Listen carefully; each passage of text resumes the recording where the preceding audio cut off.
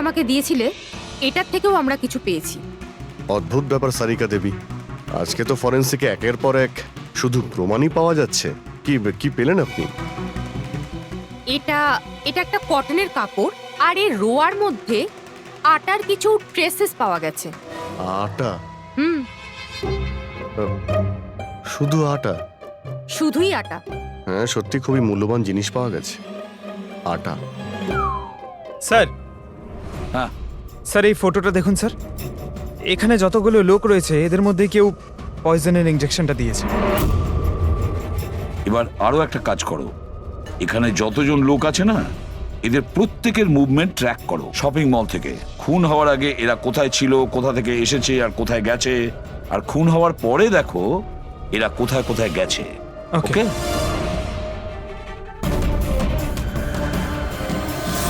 Sir, আমি এই মহিলার ব্যাকগ্রাউন্ড চেক করেছি। ওনার নাম শিপ্রা, উনি একজন হাউসওয়াইফ ছিলেন। স্যার, পরেশ তো তাও একজন অপরাধী, ওর অনেক শত্রু থাকতে পারে, কিন্তু এর কার সাথে কি শত্রুতা থাকবে?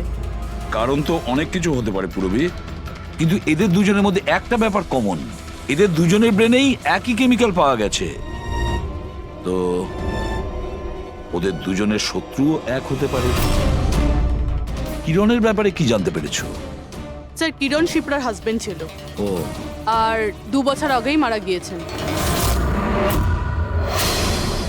স্যার, কিরণ শিপ্রাকে বেশ মারধর করতো।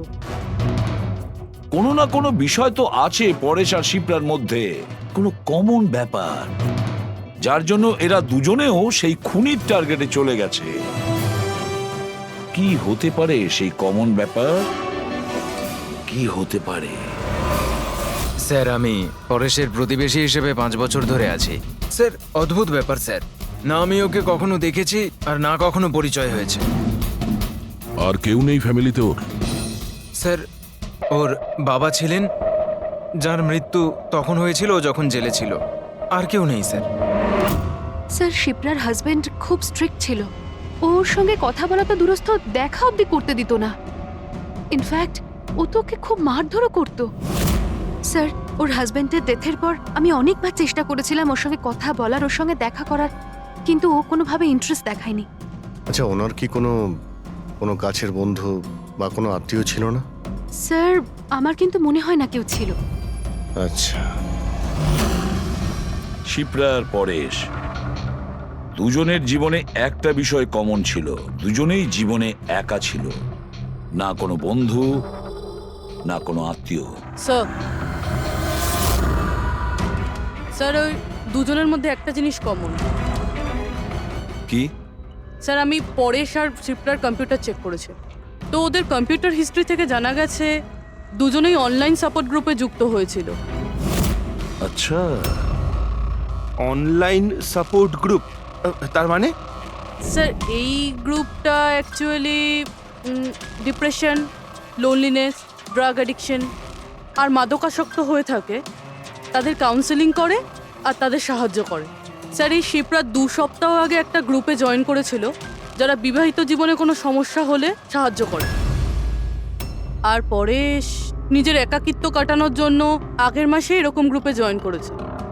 অদ্ভুত কোইন্সিডেন্স তো, দুজনেই একই অনলাইন গ্রুপ জয়েন করে আর দুজনের একই রকম সমস্যা হয়। জানতে পারলে কিছু এই গ্রুপের ব্যাপারে? স্যার, আমাদের সাইবার এক্সপার্ট রাজ এই গ্রুপগুলোকে ট্রেস করার চেষ্টা করছে, খুব তাড়াতাড়ি কিছু জেনে যাব। স্যার, হ্যাঁ স্যার শিপ্রার খুন এই লোকটাই করেছে স্যার। যে সময় খুন হয়েছিল সেই সময় যত লোক উপস্থিত ছিল তাদের মধ্যে এই খুব অদ্ভুত ছিল। স্যার, যেই সময় অভিজিৎ স্যার আর পূরবী সুপার মার্কেট গেছিল ঠিক সেই সময় এই লোকটা ওখানে যায় আর ভিড়ের মধ্যে মিলিয়ে যায়, আর যখন শিপ্রা মারা যায় তখন ওখান থেকে পালিয়ে যায়।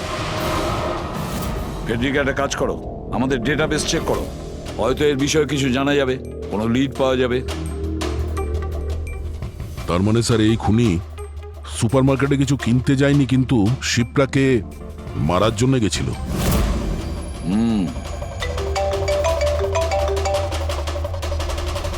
হ্যাঁ রাজ, ওকে ঠিক আছে, তুমি আমাকে অ্যাড্রেসটা পাঠিয়ে দাও। Thank you sir. Cyber expert Raj phone করেছিল, ওর কথা অনুযায়ী দুটো গ্রুপ একই আইপি অ্যাড্রেস থেকে বানানো হয়েছে। ও একই কম্পিউটার থেকে? হ্যাঁ স্যার। আইপির অ্যাড্রেস পেয়েছো? হ্যাঁ স্যার, আন্ধারেতে একটা প্রিন্টিং শপ আছে, এই গ্রুপগুলো ওখান থেকেই করা হয়েছে। ব্যাস, তাহলে অভিজিৎ তুমি আর পুরবী ওখানে যাও আর দেখো কে আছে এসবের পিছনে আর ওর কি কানেকশন আছে। স্যার, দয়া, কি ভাবছো? না স্যার, মানে পঙ্কজ তো বলল যে ওই লোকটা শিপ্রাকে মারার জন্যই এসেছিল। হুম, তাহলে ও জানলো কি করে স্যার যে শিপ্রা ওই সুপার মার্কেটে আছে আর লোকেদের ওপর হামলা করছে? ও শিপ্রাকে ফলো করছিল হয়তো। যদি ফলোই করে থাকে তাহলে অভিজিৎ আর পুরবীর ওখানে ওই সুপার মার্কেটে পৌঁছানোর আগেই ওকে মেরে চলে যেত, পরে ওকে মারতো না। অভিজিতের সুপার মার্কেটে পৌঁছতে 20 মিনিট সময় লেগেছে আর খুনিরও ওখানে পৌঁছতে একই সময় লেগেছে। তার মানে হলো এই দুজনকেই খবর একই সময়ে পৌঁছানো হয়েছে। আচ্ছা স্যার, এটা নয় তো যে ইনফরমেশন খুনির কাছে আমাদের এখান থেকেই গেছে? আমাদের এখান থেকে ইনফরমেশন? হ্যাঁ, হতে পারে। দয়া, এটা আবার হয়নি তো যে যখন আমরা পরেশকে হসপিটালে দেখতে গিয়েছিলাম তখন খুনি ওখানে ছিল আর আমাদের কথা শুনতে পেয়েছে? তাহলে খুনি হসপিটালে করছিল কি? দয়া, পরেশ খুনির হাত থেকে প্রথমে তো বেঁচে গেছে। হতে পারে খুনি নিজের অসম্পূর্ণ কাজ করার জন্য হসপিটালে যেতে পারে, পরেশকে শেষ করে দিতে চেয়েছ সেই জন্য।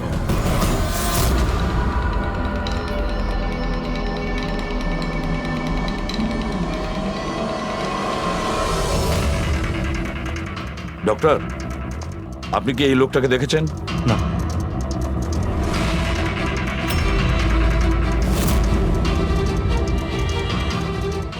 দাদা, এই লোকটাকে একটু দেখুন। এই হসপিটালে একে কোথাও দেখেছেন? হ্যাঁ হ্যাঁ, একে তো আমি দেখেছি। কোথায় দেখেছেন? ওই যে ওখানে ওখানে ওয়েটিং রুমে।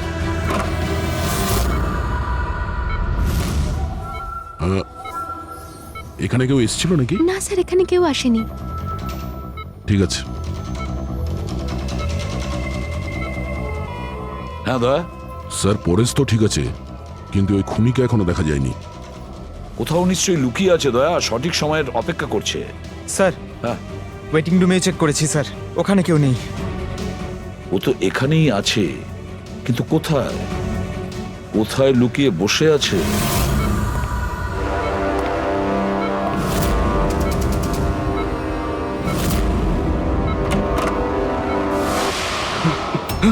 এই, দাঁড়া!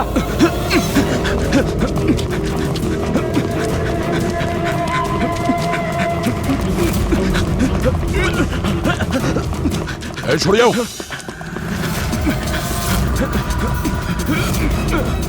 কোথায় পালাবি? দাঁড়া! এই, দাঁড়া! মাই গড! হ্যাঁ ভাই, কি পেলে? স্যার, এই দুটো সাইট ডিলিট করে দেওয়া হয়েছে, এগুলো আর অপারেশনাল নেই। মানে অপরাধী প্রমাণ লোপাট করে দিয়েছে? হ্যাঁ স্যার, কিন্তু স্যার কিছু ইন্টারেস্টিং ফ্যাক্টস আমি আপনাকে বলতে পারি। কি? এটা দেখুন স্যার, এই আইপি অ্যাড্রেস থেকে, এই কম্পিউটার থেকে সেই একই রকমের আরও 6টা অনলাইন সাপোর্ট গ্রুপ তৈরি করা হয়েছে। তো লোকেদের ফাঁসানোর জন্য এরকম অনেক গ্রুপ বানানো হয়েছে? হ্যাঁ স্যার, আর স্যার গ্রুপ ডিটেলসগুলো আমি চেক করে নিচ্ছি। মানে স্যার, পরেশ আর শিপ্রা ছাড়া আরও অনেক মানুষ আছে যাদেরকে এরা ফাঁসিয়েছে। কিন্তু স্যার, উদ্দেশ্য কি হবে এই ধরনের সাইট বানিয়ে মানুষকে টার্গেট করার? ওই কেমিক্যাল রিলেটেড কিছু হবে। আচ্ছা, রেজিস্টারে কিছু পেলে তুমি? হ্যাঁ স্যার, গত 3 মাসে 85 জন এই কম্পিউটার ব্যবহার করেছে। সবার ডিটেলস চেক করতে হবে। ঠিক আছে। স্যার, এটা দেখুন, 6টার মধ্যে 5টা গ্রুপ ডিলিট করে দেওয়া হয়েছে, কিন্তু এখনো একটা সাপোর্ট গ্রুপ অ্যাক্টিভ রয়েছে আর এখনো ওটা অপারেটেড হচ্ছে। Enhancing the life of lonely people, মানে এটা পরিষ্কার। গ্রুপ বানানো হয়, একাকিত্বে থাকা লোকেদের ফাঁসানো হয়, আর গ্রুপটাও ডিলিট। তাহলে ওরা আরো একটা শিকার খুঁজছে। একটা কাজ করা যাক পুরো। কিছু জানতে পারলে এই লোকটা সম্পর্কে? এখনো পর্যন্ত কিছু না। ওয়ালেট ছাড়া এর কাছে আর কিচ্ছু পাওয়া যায়নি, মোবাইল ফোনও নয়। তার মানে আমাদের কাছে কোনো প্রমাণ নেই? না দয়া, যতটা সোজা ভাবছো ততটা নয়, অনেক বড় ষড়যন্ত্র আছে এর পেছনে, অনেকগুলো লোক এতে ইনভলভ আছে। এ তো স্যার এই খেলার বোরে মনে হচ্ছে, তাও ভাড়া করা। আর এই কেসের মাস্টারমাইন্ড এখনো বাইরে ঘুরছে, নতুন শিকারের খোঁজে ঘুরছে। খুব তাড়াতাড়ি খুঁজতে হবে স্যার একে। এসো পঙ্কজ, সাবধানে, আস্তে আস্তে। এসব কি শালুকে? কেন? স্যার আপনি এ কি খেলা খেলছেন পঙ্কজের সঙ্গে? না না, এটা কোনো খেলা নয়। আমি প্রথমেই বলেছিলাম না এই কেসটা খুবই জটিল, খুবই কমপ্লিকেটেড। মনে আছে তো? আমি বলেছিলাম যে পরেশের আর ওই মহিলার মস্তিষ্কে একটা অদ্ভুত ধরনের কেমিক্যাল পাওয়া গেছে। হ্যাঁ, আমি ওই কেমিক্যালটাকে টেস্ট করে দেখেছি, আর সেটা পঙ্কজের শরীরে ইনজেক্ট করে দিয়েছি। হোয়াট? আরে তুমি পাগল হয়ে গেছো শালুকে? ওর যদি কিছু হয়ে যায়? আরে কিচ্ছু হবে না ভাই, বিলিভ মি, আমি পাগল নাকি?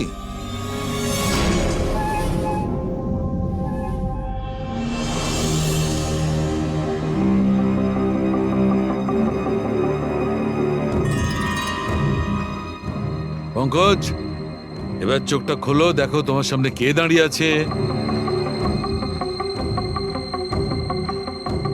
এটা তো ফ্রেডি স্যার। গ্রেট, এটা ফ্রেডি স্যার তো? এবার এদিকে দেখো পঙ্কজ, এখানে কে দাঁড়িয়ে আছে?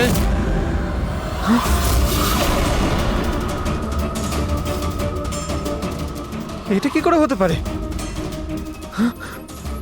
এটাও ফ্রেডি স্যার, এখানেও ফ্রেডি স্যার।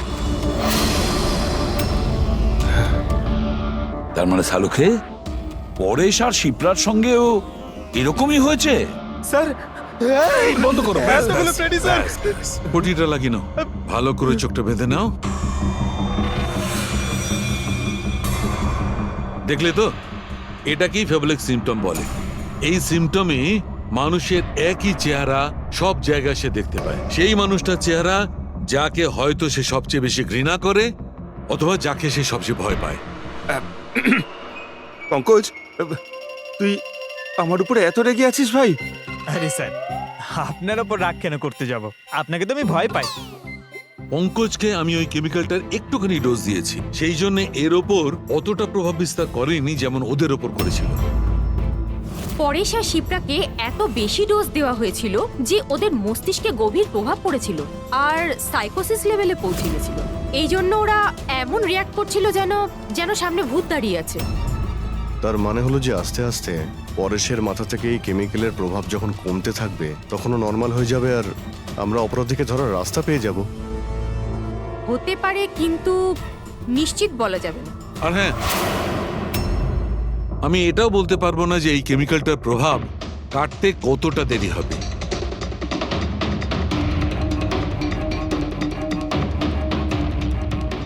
আমরা পরেশের ঠিক হওয়া পর্যন্ত অপেক্ষা করলে অনেক দেরি হয়ে যাবে। আমাদের অন্য কোনো রাস্তা খুঁজতে হবে, অন্য কোনো রাস্তা।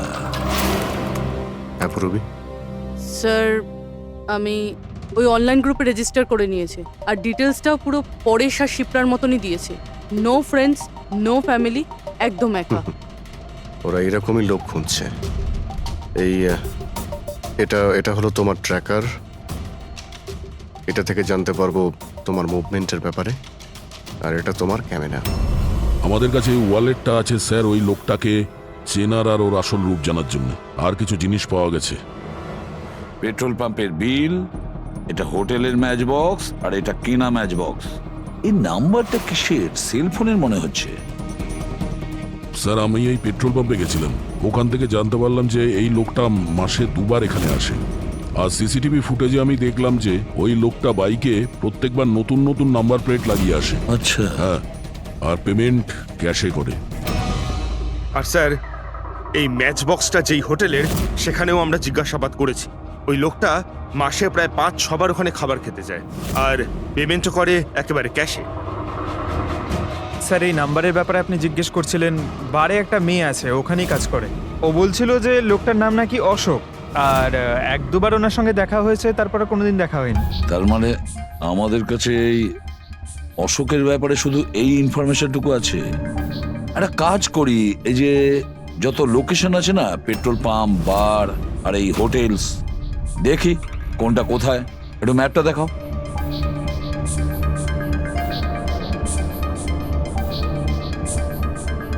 এই যে ওই জায়গাটা যেখানে ওই পেট্রোল পাম্পটা আছে। স্যার এখানে বার আছে। আর স্যার এটা হোটেল। বার, এটা হোটেল আর পেট্রোল পাম্প। দয়া, স্যার এরকম মনে হচ্ছে না? দেখো, এই পুরো পুরো লোকেশনটাই এখান থেকে 1 কিলোমিটারের মধ্যেই রয়েছে। হতে পারে স্যার ওর বাড়ি কিংবা অফিস এই জায়গার আশেপাশেই হবে। Are you ready? I am ready sir. চলো স্যার। হ্যাঁ, স্যার আমি রেডি। বাহ, দারুণ গেট আপ করেছো তো। ওর বাড়ির কি ব্যবস্থা করলে? স্যার পূরবীর জন্য ভাড়ায় 1 সপ্তাহের জন্য রুম নিয়েছি, আই মিন আলপার জন্য। আলপা, ঠিক আছে, গুড। কিন্তু পূরবী খুব সজাগ থাকবে। ওদের ফার্স্ট স্টেপ কি আমরা জানি না। হ্যাঁ sir. Good luck. Thank you sir. এবার একটা কাজ করা যাক, এই 1 কিলোমিটার রেডিয়াসের মধ্যে ওই অশোকের ফটোগ্রাফটা দেখাও, সবাইকে দেখাও। হয়তো এমন কেউ থাকবে যে ওকে চেনে।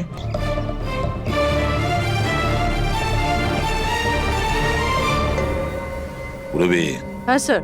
খুব সজাগ থাকবে। এখানে তো সব ঠিক আছে।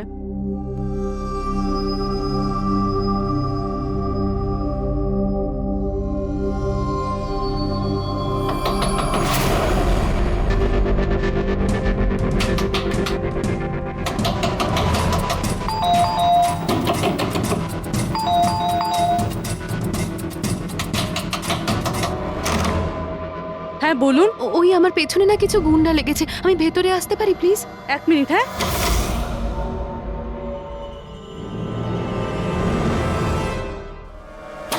এসো এসো, তাড়াতাড়ি এসো। কি হচ্ছেটা কি তোমার? আরে, এ তো অদিতি, শিপ্রার প্রতিবেশী। আসলে আমার পেছনে না কিছু গুন্ডা লেগেছে, আমি কিছু বুঝতে পারছিলাম না, সেই জন্য আপনার ঘরে চলে এসেছি। কোনো ব্যাপার না। Thank you miss.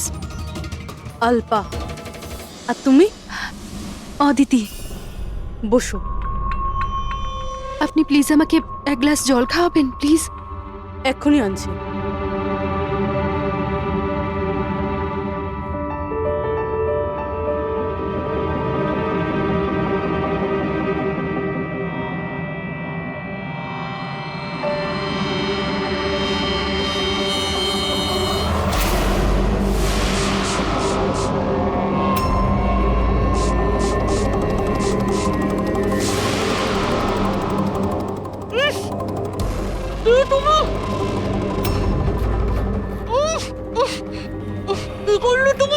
চিন্তা করিস না, বাজে কিছু দিইনি, বেশি কষ্ট দেব না আমি তোকে। পূরবী,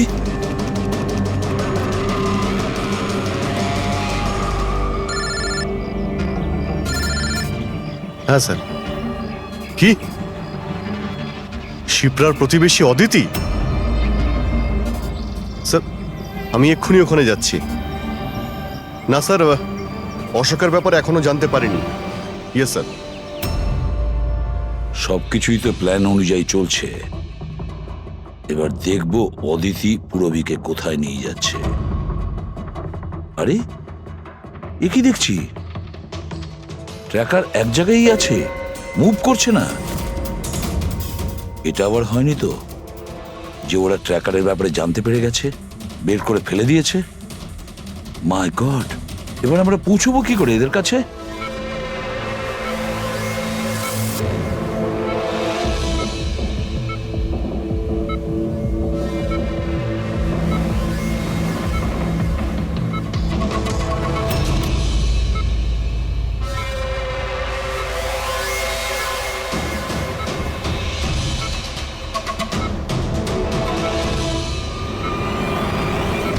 নাও, তোমার ওষুধ খাওয়ার সময় হয়ে গেছে, এবার লক্ষ্মী মেয়ের মতো ওষুধটা খেয়ে নাও। আর তুমি একদম টেনশন করবে না, আমি তোমাকে একদম বেশি কষ্ট দেব না। কে তুমি? ছাড়ো আমাকে, ছাড়ো আমাকে। চিন্তা করো না, আমি তোমাকে কষ্ট দেব না। ছাড়ো আমাকে। আহ! আমি তোমাকে বারণ করেছিলাম না? কিছুদিনের জন্য নতুন লোকেদের আনতে বারণ করেছিলাম। সিআইডি আমাদের পাগলের মতো খুঁজছে। আমরা অসাবধান হলে তার অনেক দাম দিতে হবে। স্যার অদিতির বাড়ি বন্ধ ছিল, তালা ভেঙে আমরা ঘরে ঢুকলেও কিছু পাইনি স্যার। এই অশোকের ব্যাপারেও কিছু জানতে পারছি না। স্যার আমার মনে হচ্ছে এগোনোর সব রাস্তা বন্ধ হয়ে গেছে। না ফেডরিক, আমাদের জন্য কোনো রাস্তা বন্ধ হয়নি। সিআইডির লোক রাস্তা তৈরি করে। স্যার ওরা পুরোবিকে কেমিক্যাল ইনজেকশন না দিয়ে দেয়? না, কিচ্ছু করবে না ওরা, পুরবীর কিচ্ছু হবে না। কিছু একটা ব্যাপার আমরা মিস করছি, কিছু একটা ব্যাপার আছে যেটা আমরা মিস করছি। সেটা কি হতে পারে ব্যাপারটা? স্যার ওই কাপড়ের টুকরো যেটা আমরা শুভর হাতে পেয়েছিলাম। ওটার মধ্যে আটা পেয়েছিলাম আমরা। হ্যাঁ স্যার, আটা। যখন আমি রাস্তাতে অশোকের ব্যাপারে সবাইকে জিজ্ঞাসা করছিলাম, হ্যাঁ, তখন সেখানে আমি একটা আটা কল দেখতে পাই, আর তার পিছনে একটা পুরনো বিল্ডিংও রয়েছে। তাহলে সেই লোকটা যে পরেশের উপর হামলা করেছিল, ওই আটা চাকিরই আশেপাশে কোথাও থাকে ও। ওই জন্যই তো ওর শার্টে আটা লেগেছিল। আর এটাও তো হতে পারে স্যার, পরেশের উপর যে হামলা করেছিল সে অশোক। স্যার সেই কাপড়ের টুকরোটাও অশোকেরই হতে পারে। এটাও হতে পারে যে পরেশকে যে আক্রমণ করেছিল আর এই অশোক দুজনেই একই গ্যাংয়ের হয়ে কাজ করে, আর এই গ্যাংটা আটা কলের আশেপাশেই থাকে। সবাইকে ওই আটা চাকির আশেপাশে পাবে অভিজিৎ, আর পুরবীকেও ওই আটা চাকির আশেপাশে।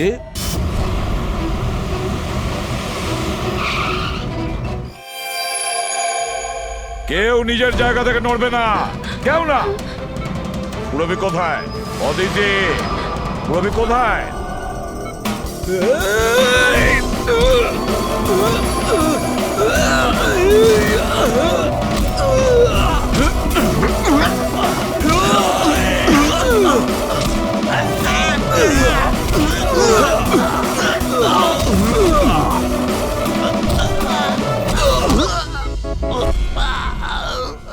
সব নার্স এবং ডক্টররা এইদিকে চলে এসো। চলে এসো। এসো তুমিও, চলো তাড়াতাড়ি।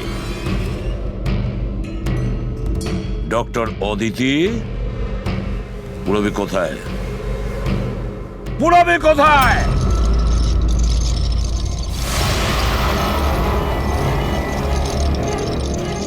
তোমার পুরবী আমার কাছে আছে এসিপি। আরে তুমি?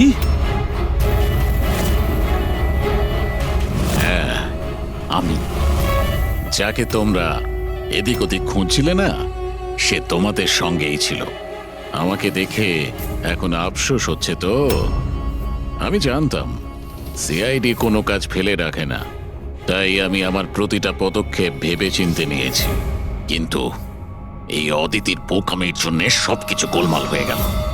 আর আর আমাকে ফাঁসানোর জন্য তোমরা তোমাদের অফিসারকে আমার এখানে পাঠিয়েছো। কিন্তু এখন ও আমার জালে ফেঁসে আছে, আর ওই আমাকে এখান থেকে বের করে নিয়ে যাবে। তোমার কি মনে হচ্ছে পুরবীকে সামনে রেখে তুমি আমাদের থেকে বেঁচে যাবে? না, মনে হয় না। এমনটাই হবে। যদি তোমরা তোমাদের এই বাহাদুর অফিসারকে জীবন্ত দেখতে চাও, তাহলে আমাকে যেতে দাও। না হলে আমি এই কেমিক্যাল ওর ভেতরে ইনজেক্ট করে দেব। আর তারপরে কি হবে তোমরা সবাই জানো। এসব তুমি কেন করছো? হ্যাঁ, আমার ছেলে রবির জন্য। নিজের ছেলের জন্য? হ্যাঁ, আমার ছেলের পার্কিনসন নামের রোগ আছে। আমি আমার কেমিক্যাল দিয়ে ওই রোগের ওষুধ খুঁজছি। আর আমি যে ফার্মা কোম্পানিতে কাজ করি, তারা মানুষের উপর প্রয়োগ করতে দিচ্ছে না। সেই জন্য তুমি কায়দা করে লোকেদের ভাসিয়ে তাদের উপরেই এক্সপেরিমেন্ট করতে শুরু করে দাও। যদি আমি এটা না করি, তাহলে আমি সঠিক ওষুধ বার করতে পারবো না। কি করে আমি জানতে পারবো যে এই কেমিক্যালের রিঅ্যাকশন মানুষের উপর কি হতে পারে? আর তাই তুমি সাপোর্ট গ্রুপে এমন এমন লোকেদের পছন্দ করতে যে একলা থাকতো, যাতে ও উধাও হয়ে গেলেও কেউ জানতে না পারে, আর তুমি ওর ওপর নিজের এক্সপেরিমেন্ট আরাম করে করতে পারবে। হ্যাঁ, একাকিত্বে ভোগা মানুষজনকে আমি নিজের সাপোর্ট গ্রুপে এনে ফাঁসিয়েছি, আর ওদের উপর এক্সপেরিমেন্ট শুরু করেছি। কিন্তু এদের ভুলের জন্য ও এখান থেকে পালিয়ে গেছে, আর তোমরা এসে ঢুকেছো। না হলে আমার প্ল্যান কখনো ভুল হয় না। সেই জন্যই তুমি ওকে মারতে চাইছিলে। আমি তো ওকে আন্ডার কনস্ট্রাকশন বিল্ডিং এ মেরে ফেলতাম, কিন্তু ওই আর্কিটেক্ট মাঝখানে চলে এলো। ওখানে তো তোমাকেও আহত অবস্থায় পাওয়া গিয়েছিল। ব্যাপারটা কি ছিল? পরেশকে ছুরি মারা মাত্র আমি লোকেদের আওয়াজ শুনতে পেলাম। আমি ওখান থেকে পালাতে চেয়েছিলাম, আর তাড়াহুড়োতে তোমার পা পিছলে যায় আর সোজা তুমি নিচে পড়ে যাও। আমি তো ওখান থেকেও পালাতাম, কিন্তু আমার ওই ভেঙে যাওয়া পায়ের জন্য আমি পালাতে পারিনি। আর তাই তুমি ভিকটিম হওয়ার নাটক করলে, যাতে তুমি সেফও থাকো আর কারোর তোমার উপর সন্দেহ হবে না। আর তখন তোমাদের নজর আমার ওপর পড়ে। আর ওই শিপ্রা, ওকে তো তুমি কিডন্যাপ করনি, ও তো সুপার মার্কেটে ঘুরছিল। সাপোর্ট গ্রুপের মধ্যে থেকে অদিতি শিপ্রাকে বেছে নেয়, আর আমরা ঠিক করি আমরা ওকে কিডন্যাপ করব না, চুপচাপ এই ট্রাক ওকে দেব। খেলোয়াড় তো তুমি খুব ভালো, কিন্তু একটু কাঁচা, না হলে আমাদের জন্য তুমি প্রমাণ ছাড়তে না। মনে আছে তো তোমার ওই শার্ট, সেটার একটা টুকরো, কাপড়ের টুকরো, সেটার ওপর যে আটা লেগেছিল না, ব্যাস ওটার সূত্র ধরে তোমার কাছে আমরা পৌঁছে গেছি।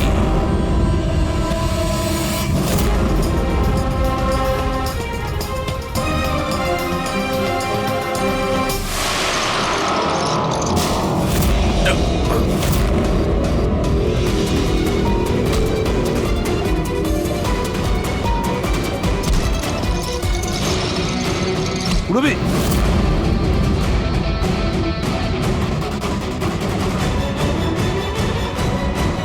রবি ঠিক আছো?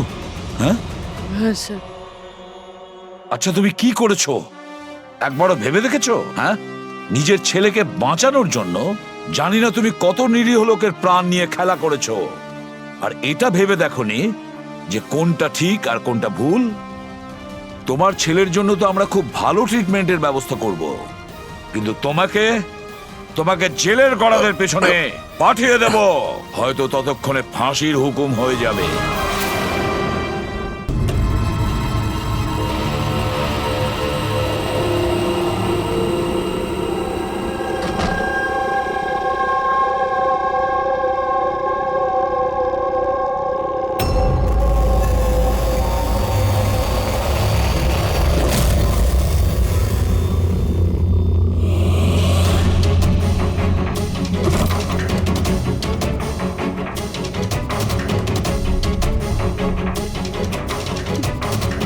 বকুলের সাথে আজকে আমাকে কথা বলতেই হবে, তাতে যা খুশি হয়ে যাক, বকুলের সাথে কথা বলতেই হবে।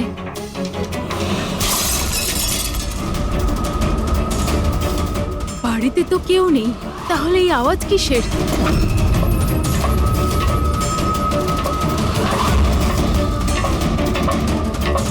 কীর্তি, বকুল, কেউ কিছু বলছে না কেন? কীর্তি ভাই, কীর্তি,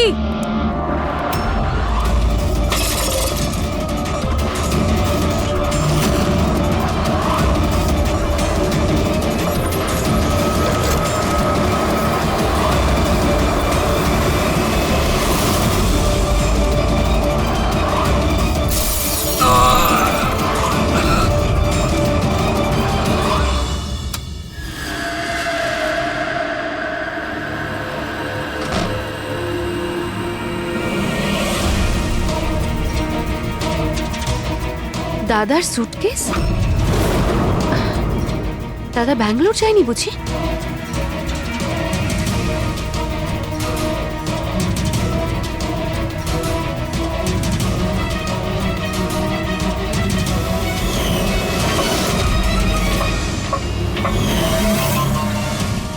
বৌদিও ফিরে চলে এসেছে।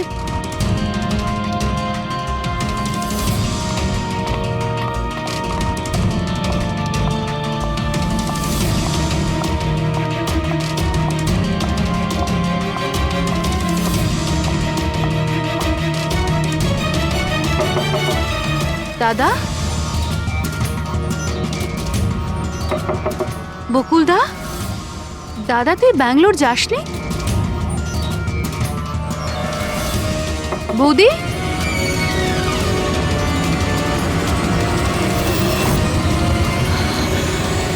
দাদা! দেখো কীর্তি, এটা খুনের ব্যাপার, আরো একবার ভেবে নাও। তুমি যে কথাগুলো বলছো সেগুলো সত্যি?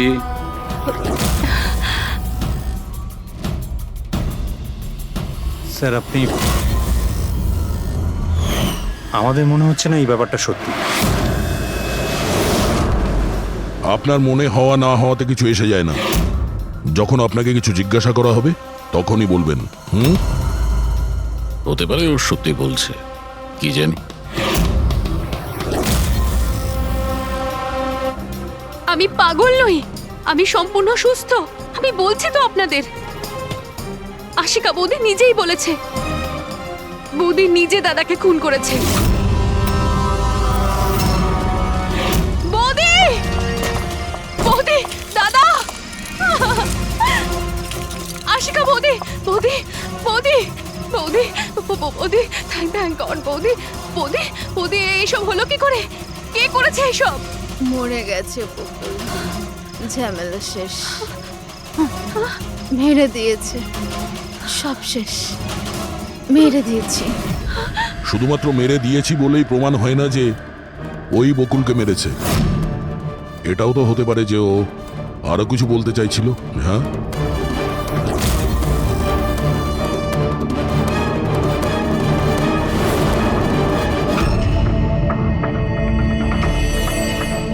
একটা কথা বলো, বকুল যখন খুন হয় তখন তোমরা সবাই কোথায় ছিলে? কোথায় ছিলে তোমরা?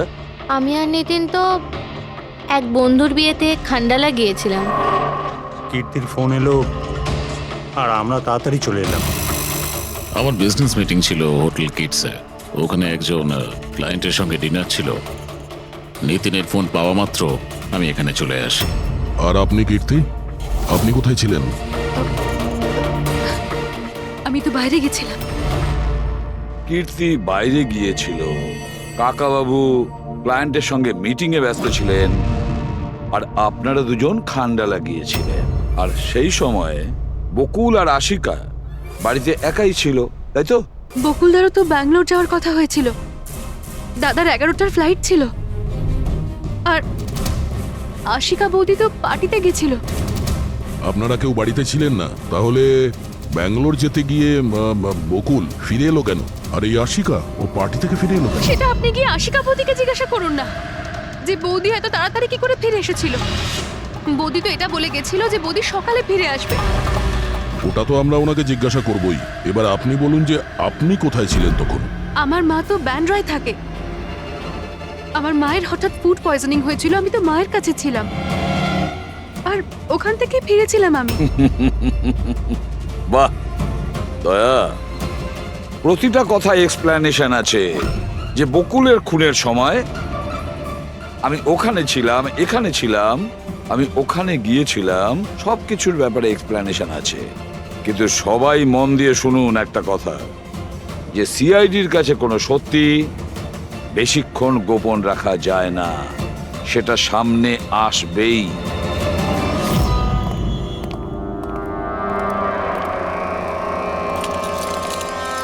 হ্যাঁ, অভিজিৎ, পুরো বডির মধ্যে কাঁচের টুকরো গেঁথে ছিল। আর হ্যাঁ স্যার, টেস্ট করেও দেখেছি স্যার, এখানে যে রক্তটা আছে সেটার কোথাও নেই স্যার। একটা কাজ করো, বাড়িটাকে খুব ভালো করে তল্লাশি করো, দেখো কিছু না কিছু প্রমাণ নিশ্চয়ই পাবে, তাই না?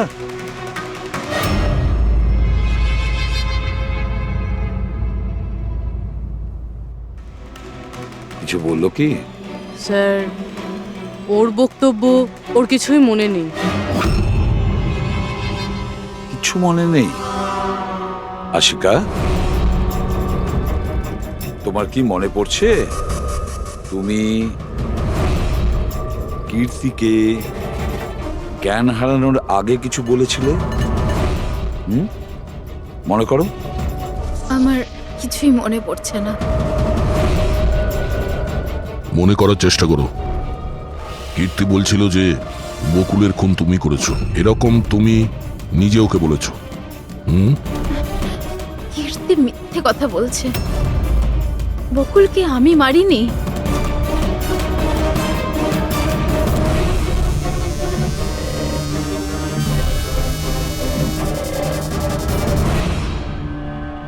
স্যার, এ আবার স্মৃতিশক্তি চলে যাওয়ার অ্যাক্টিং করছে না তো? হতে পারে, কারণ বকুল এখানে রক্তাক্ত অবস্থায় পড়ে রয়েছে, আর ওর মাথায় সামান্য একটু আঘাত, ব্যাস অজ্ঞান হলো কি করে?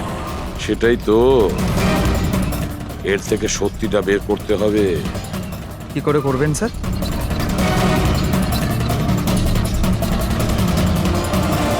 সত্যি কথাটা বলিয়ে নেব নার্কো টেস্টের মাধ্যমে।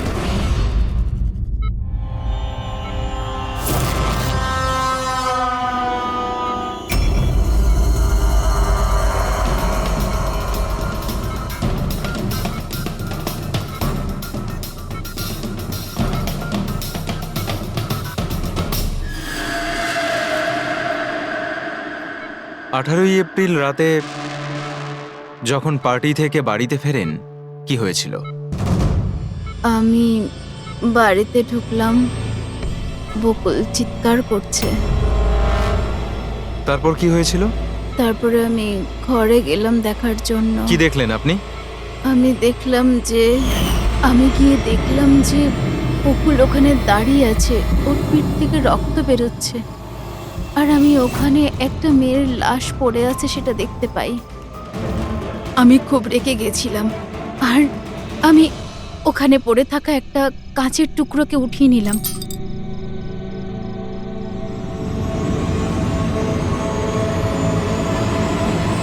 আর আমি বকুলকে মেরে দিলাম। আর তখনই আমি আমার ঘাড়ে একটা প্রেশার অনুভব করলাম। তারপরে আমি বেহুশ হয়ে পড়ছিলাম। বেহুশ হওয়ার আগে আমি দরজার সামনে একজন মানুষকে দেখতে পাই। কেউ একজন অরেঞ্জ কালারের জ্যাকেট পরেছিল। পুরুষ ছিল না মহিলা? একটা লোক। আচ্ছা, তারপর ও কি করলো? ও আমার কাছে আসছিল, মনে হয় আমাকে মারতে চাইছিল। আচ্ছা আশিকা, তুমি ওখানে কোনো মহিলার লাশ দেখতে পেয়েছো? হ্যাঁ, দেখেছিলাম। মহিলার লাশ? ওখানে তো আমরা কোনো মহিলার লাশই পাইনি। স্যার, আমরা তো বকুলের মার্ডারের তদন্ত করছি। এর মধ্যে আবার নতুন কেস এলো কোথা থেকে? কোন মহিলার লাশ? কে ছিল ওই মহিলা? আমি মনে করতে পারছি না, সবকিছু ধোঁয়া ধোঁয়া লাগছে। আচ্ছা, এ আমাদের বোকা বানাচ্ছে না তো? বুঝে উঠতে পারছি না এ কোন মহিলার কথা বলছে, কোন মহিলার কথা বলতে চাইছে।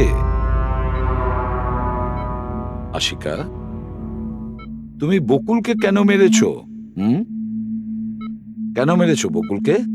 ঠিকই হয়েছে যে ও মরে গেছে। তাছাড়াও যদি বেঁচে থাকতো তাহলে আমাকে রাস্তায় ভিক্ষে করতে হতো। কেন? ঘাড় ধাক্কা খেতে কেন? চরিত্রহীন প্রমাণ করতে চাইছিল, ডিভোর্স চাইছিল আমার থেকে।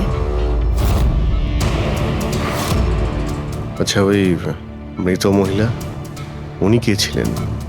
আমি আপনাদেরকে বললাম তো, মনে করতে পারছি না। দেখো আশিকা, আমরা ওখানে কোনো মহিলার লাশ খুঁজে পাইনি। তাহলে সেই লাশটা গেল কোথায়? আমার যখন জ্ঞান ফিরছিল তখন ওই লাশও ওখানে ছিল না। আর ওই যে ফ্লোরেসেন্ট অরেঞ্জ কালারের জ্যাকেট পরা লোকটা? ওটা খুবই অস্পষ্ট আমার কাছে, ওই দরজাতেই দাঁড়িয়েছিল।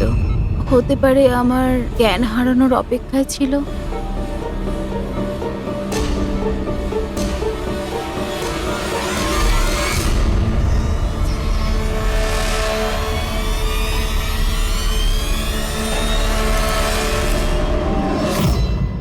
এখন আশিকা ওটাই বলছে যেটা ওর মনে হচ্ছে, কিন্তু টেস্টে আশিকা সবটা সত্যি বলেছে। Thank you. ওয়েলকাম। স্যার, ও যদি নার্কো টেস্টে ঠিক বলে তাহলে তো আমাদের ওই মরা মহিলাটা সম্পর্কে জানতে হবে। মনে হচ্ছে ক্রাইম সিনে দ্বিতীয়বার যেতে হবে, ভালো করে আবার চেক করব।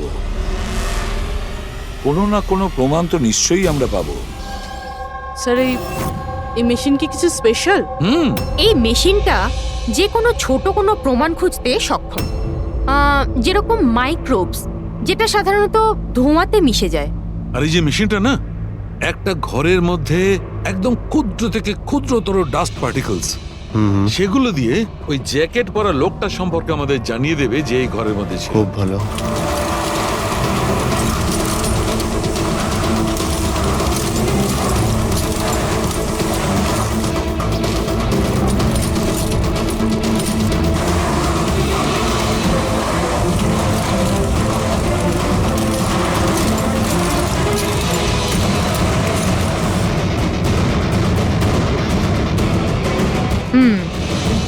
এই দেখুন, যেটা আমাদের নজর এড়িয়ে গিয়েছিল সেটাই মেশিনটা খুঁজে দিল।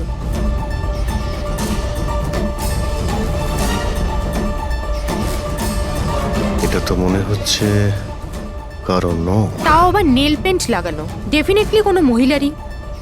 কিন্তু স্যার এখানে কিভাবে? হয়তো দৌড়োদৌড়ি হাতাহাতিতে কোনো জিনিসের সঙ্গে ধাক্কা লাগে আর নখটা পড়ে যায়। বাড়ির সবাইকে চেক করো তো, ওদের কারণ হয়তো।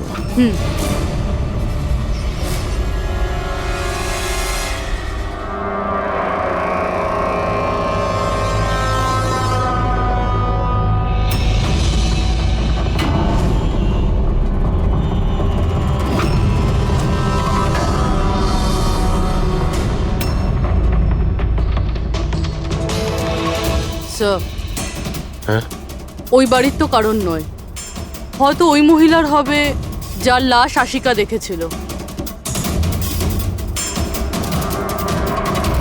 তাই তো মনে হচ্ছে।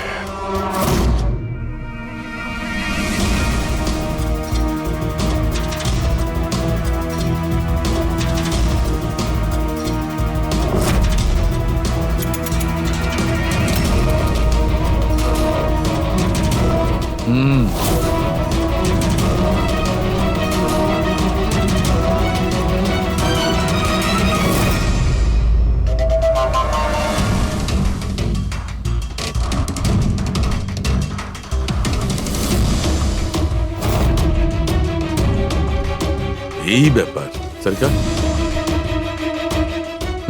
রাইট। জানতে পেরেছো এই নখ থেকে এটা কার? স্যার, এই নখটা ডিএনএ কোনো ফ্যামিলি মেম্বারের সঙ্গে ম্যাচ করেনি।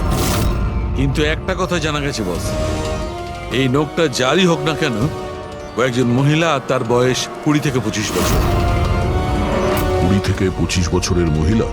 আর একটা কথা, হ্যাঁ,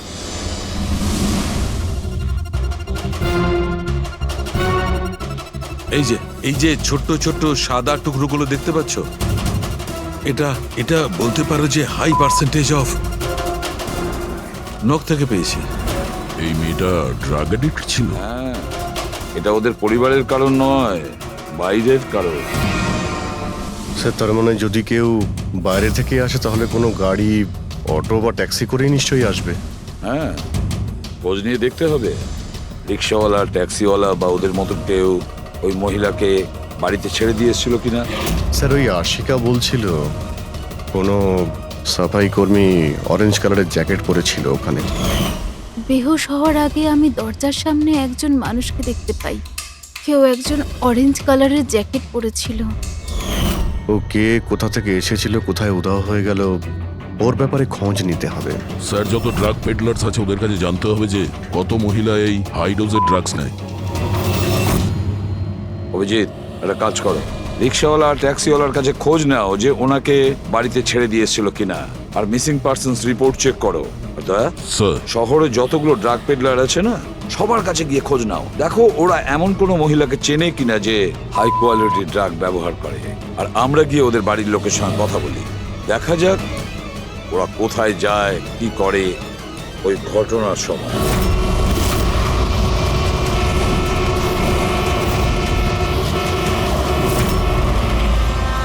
তোমাদের অ্যাসোসিয়েশন থেকে জানতে পেরেছি যে 10 তারিখ মানে পরশু রাতে তুমি শান্তিনিবাস বাংলোতে কোনো মেয়েকে ড্রপ করেছিলে। হ্যাঁ স্যার, ছেড়েছিলাম।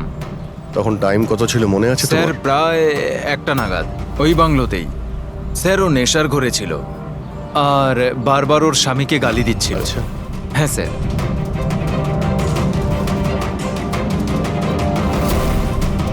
ওই মেয়েটা কি এ ছিল? হ্যাঁ স্যার, এই মেয়েটা ছিল। ওখানে বাংলোর আশেপাশে কোনো গন্ডগোল হয়েছিল কি? না স্যার, গন্ডগোল তো কিছু মনে হয়নি, সবকিছু নর্মালি ছিল। আর একটা গাড়ি দাঁড়িয়ে ছিল, একটা বাইক, আর একটা গার্বেজ ভ্যানও ছিল।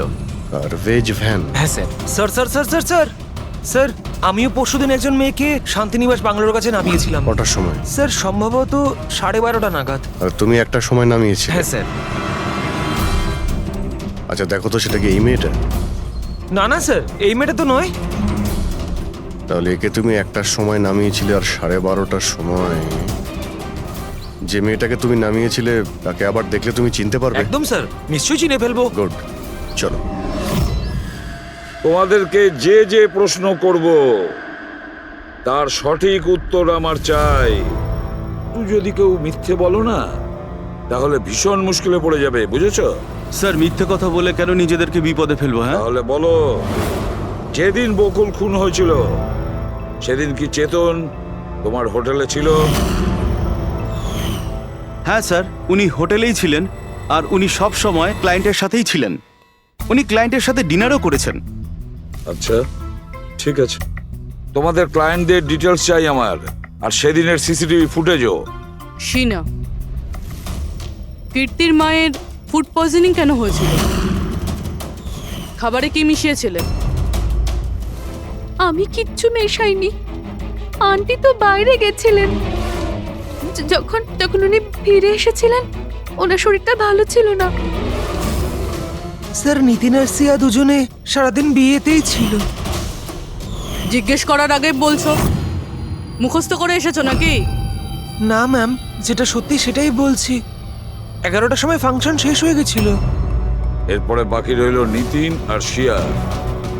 ওরা কোথায় গিয়েছিল? স্যার ওরা মনে হয় নিজেদের রুমে চলে গেছিল।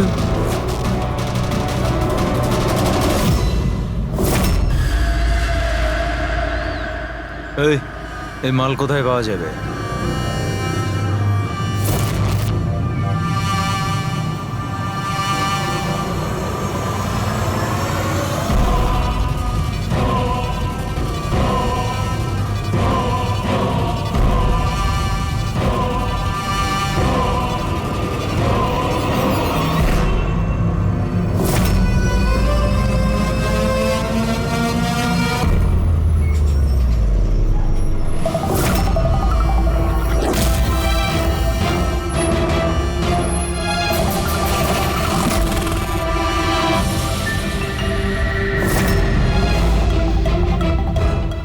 মাল চাই। পেয়ে যাবি। কতটা চাই আর পেমেন্ট কিভাবে করবি? পেমেন্ট মাল ব্যবহার করার পরে। মাল ব্যবহার করার পর দেখ, পালানোর ব্যাপারে না চিন্তাও করিস না।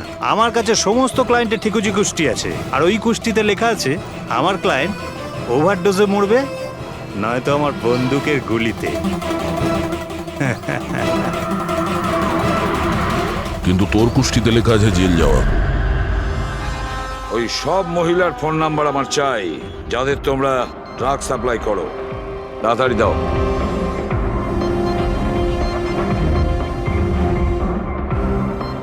পুরবি, দেখো তো একটু কল করে এই সব নম্বরে। দেখো কেউ আবার উধাও হয়ে যায়নি তো।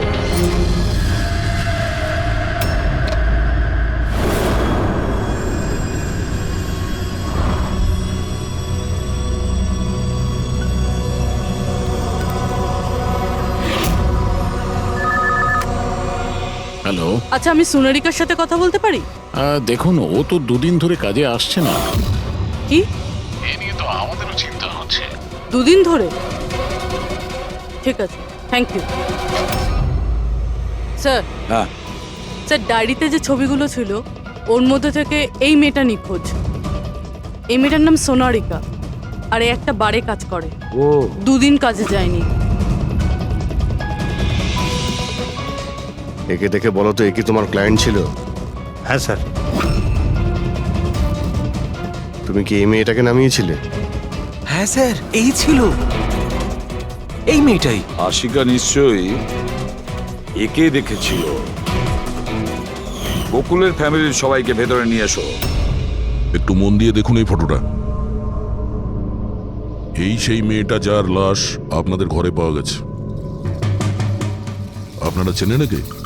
হ্যাঁ না স্যার। আমি দেখেছি স্যার, বকুল তার সাথে 2 মাস আগেই। বকুলের সঙ্গে দেখা হয়েছিল 2 মাস আগে? কোথায় দেখেছিলে? একটা হোটেলের বাইরে, আর দাদা বলেছিল ইনি দাদার ক্লায়েন্ট। স্যার, কোনো ড্রাগ অ্যাডিক্টেড বারে কাজ করা কোনো মহিলার সঙ্গে বকুল ছিল, আর এনাদের বলেছে ওই মহিলা ওর ক্লায়েন্ট। কেন কেন মিথ্যে বলেছে ও?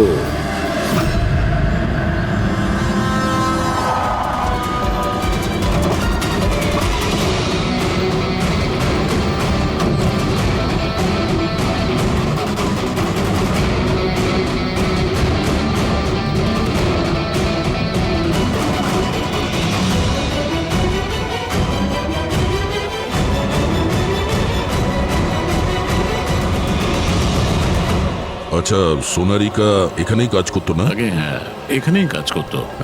আপনারা কে? সিআইডি। সোনারিকা খুন হয়ে গেছে। সে কি? এই জন্যই দুরাত্রির ধরেও কাজে আসছে না। হ্যাঁ, কিন্তু আমরাও লাশটা পাইনি। আর সাথে সাথে এর নাম বকুলেও খুন হয়েছে। আমরা এটা জানতে চাই যে সোনারিকার সঙ্গে এই বকুলের কি সম্পর্ক ছিল? সম্পর্ক কি ছিল তা তো জানি না, তবে হ্যাঁ, এই লোকটা কখনো কখনো আমাদের বারে ওকে নিতে আসতো। এ ব্যাপারে আরো কিছু খবর আপনাদের তেজি দিতে পারবে স্যার। এই তেজিটাকে? স্যার, এই হলো তেজি। তেজি, সোনারিকা তোমার বন্ধু। এটা বলো যে এই লোকটার সঙ্গে সোনারিকার কি সম্পর্ক ছিল? স্যার, সোনারিকার সাথে বকুলের অ্যাফেয়ার চলছিল। বকুল ওর সমস্ত এক্সপেন্সিভ খরচগুলো দিত, কিন্তু ওর বকুলের বিরুদ্ধে সবসময় কোনো না কোনো অভিযোগ থাকতো। ঠিক কিরকম বলো তো? ওই তো, যেমন ধরুন,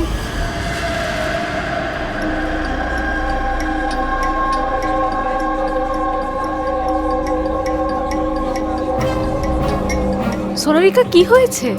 আমি বকুলের সাথে এই সম্পর্কটা আর কন্টিনিউ করতে পারবো কিন্তু না। কেন, কি হয়েছে? না এই সম্পর্কটা রেখে আমি কোনো টাকা পয়সা পাচ্ছি না, ওই বকুল নিজের বউকে ডিভোর্স দিচ্ছে। কিছু একটা করতেই হবে। কি করবি তুই? ব্ল্যাকমেল। কি? আমি ওকে ব্ল্যাকমেল করব যে আমাকে এই নাটকটা করতে বাধ্য করেছে। তাহলে কেউ সোনারিকাকে টাকা দিচ্ছিল বকুলের সাথে ভালোবাসার নাটক করার জন্য। মাস্টারমাইন্ড তাহলে অন্য কেউ? হ্যাঁ, আর ওই মাস্টার মাইন্ডই প্ল্যান করে এই সোনারিকা আর বকুলকে মেরে দিয়েছে। কিন্তু আশিকার ওখানে আসা প্ল্যানের মধ্যে ছিল না। বুঝে উঠতে পারছি না যে এই বকুল নিজের ফ্লাইট ছেড়ে বাড়ি কেন ফিরে আসলো। আর স্যার, খুনি যদি বকুলের গার্লফ্রেন্ডকে মারতেই চেয়েছিল তাহলে অন্য কোথাও মারতে পারতো, বাড়িতেই কেন মারতে গেল?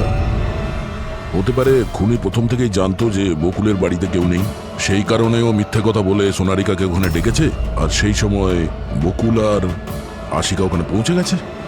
এটা হতে পারে, কিন্তু স্যার, লাশটাকে ঘরের বাইরে কোথায় নিয়ে যেতে পারে আর কিভাবে? কারণ বকুলের বাড়ির সমস্ত গাড়ি তো আগে থেকেই বাইরে ছিল। উনি যদি চাইতো তাহলে লাশটাকে টুকরো করে সুটকেসে নিয়ে যেতে পারতো, বা লাশটাকে টুকরো করে প্লাস্টিকে ভরে ডাস্টবিনেও ফেলে দিতে পারতো। ওই যে ডাস্টবিনগুলো আছে না বাইরে। হ্যাঁ স্যার। একটা গাড়ি দাঁড়িয়ে ছিল, একটা বাইক, একটা গার্বেজ ভ্যানও ছিল। কি? রাত্রি 1টার সময়? রাত্রি 1টার সময় বাংলোর বাইরে ময়লার গাড়ি দাঁড়িয়ে ছিল? তার মানে স্যার এই খুনটা প্ল্যান করা ছিল। খুনি গার্বেজ ভ্যান নিয়ে এসেছিল লাশটাকে সরিয়ে ফেলার জন্য। আর স্যার, এই ফ্লুরোসেন্ট অরেঞ্জ কাপড় গার্বেজ ভ্যানের লোকেরাই তো পরে। স্যার, হ্যাঁ, চেতন যেই কোম্পানির বিজনেস ডিনারে গিয়েছিল, এই নামে কোনো কোম্পানিই নেই। আমার বিজনেস মিটিং ছিল হোটেল কিডসে। আর কীর্তির মা বাইরের কিছুই খায়নি। আমার মা ব্যান্ড্রয় থাকেন। মায়ের হঠাৎ করে ফুড পয়জনিং হয়েছিল, আমি তাই মায়ের কাছে আবার একবার ফুড পয়জন হোক কেমন? ঠিক আছে, এটাও জানা দরকার যে যে রাতে বকুল আর ওই মেয়েটা খুন হয়েছে, ওই রাতে খান্ডালা থেকে কোনো ট্যাক্সি বা প্রাইভেট কার বাংলোতে এসেছিল কিনা। সিনার কথা অনুযায়ী ওনার এই অবস্থা ঘরের খাবার খেয়ে হয়নি। হ্যাঁ, এটা সত্যি। মা ঘরের কোনো খাবার খায়নি, বরং মা তো আমাকে বলছিল যে মা ড্রাইভারের সাথে কোথাও বাইরে গেছিল আর কারে বসে কিছু ওষুধ খেয়েছিল। ওষুধ খেয়েছিল? হ্যাঁ, আমাদের ড্রাইভার অমনও তাই বলছিল। তোমাদের ড্রাইভার এখন কোথায়? স্যার, আমি সমস্ত ড্রাইভারদের নিয়ে এসেছি যারা গার্বেজ ভ্যান চালায়। আমরা একটা গার্বেজ ভ্যানের সন্ধান পেয়েছি, যেটা মাঝরাতে রাস্তার মাঝখানে দাঁড়িয়েছিল, যাতে লাশ বয়ে নিয়ে যাওয়া হয়েছিল। ভ্যানের ব্যাপারে জানতে পেরে গিয়েছি। সার্ভেলেন্স ক্যামেরাতে আমরা সেটা পরিষ্কার দেখতে পেয়েছি। কেন?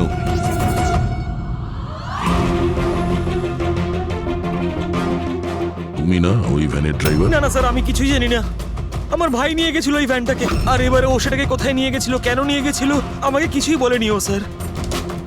ফোন করো কেউ। হ্যাঁ স্যার। হ্যাঁ হ্যালো, হ্যাঁ ভাই কোথায় আছিস রে তুই?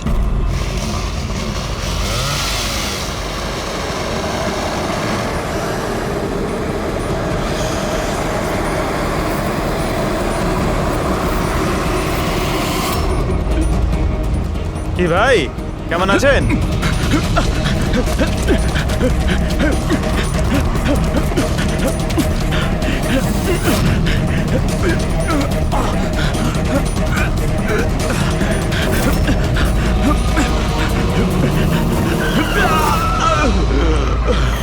স্যার আমি সব সত্যি কথা বলছি, আমি যা কিছু করেছি ওই ফোন কলের ভিত্তিতেই করেছি।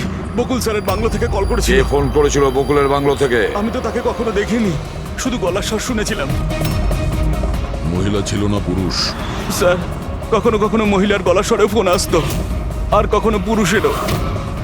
স্যার সে যেই হোক না কেন, সে বকুলের বাড়ির লোকই। কিন্তু তুই এগুলো করেছিস কেন? কেউ ফোনে কিছু বলে দিল তুই করে দিবি? হ্যাঁ স্যার আমাকে লোভ দেখানো হয়েছিল যে আমার 5 লাখের দেনা শোধ করে দেওয়া হবে যদি ওনার কথা আমি শুনি। তো স্যার আমি লোভে পড়ে গিয়েছিলাম স্যার। আমি কোনো খুন করিনি স্যার, আমি শুধু লাশটার একটা ব্যবস্থা করেছিলাম স্যার। লাশ কোথায়?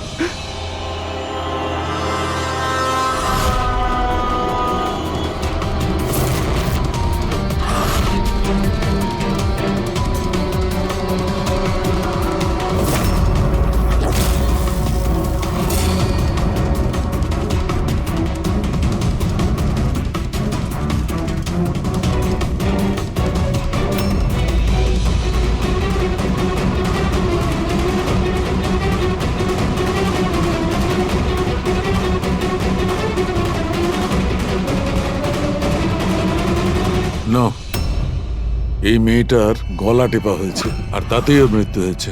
এই জন্য এর খুনের কোনো চিহ্ন খুঁজে পাওয়া যায়নি ক্রাইম সিন থেকে। আর এর পায়ের বুড়ো আঙ্গুলের নখটাও ভাঙা রয়েছে।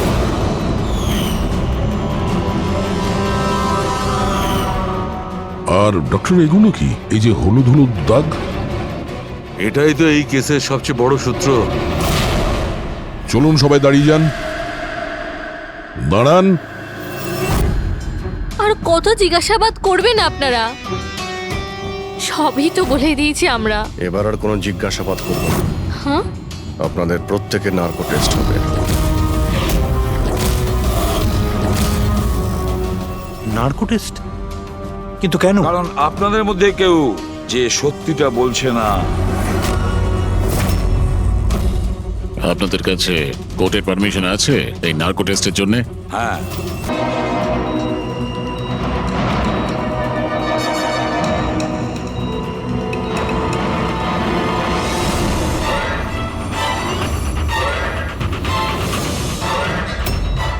ঘুম আসছে? যা আমি আপনাকে বলবো তার সঠিক সঠিক উত্তর দেবেন, ঠিক আছে? সোনারিকাকে আপনি চেনেন? হ্যাঁ বকুলের যে অ্যাফেয়ার ছিল ওর সাথে, এটাও জানতেন আপনি? হ্যাঁ, আমার দুজনকেই সন্দেহ হতো। তাহলে আশিকাই কি ওকে খুন করেছে? আশিকা তো সোনালিকাকে চিনতই না, তাহলে খুন কি করে করবে? আপনার এখন ঘুম পাচ্ছে? সোনারিকাকে আপনি চেনেন? না। বকুলের সাথে সোনারিকার অ্যাফেয়ার আছে, এটা কি আপনি জানেন? না।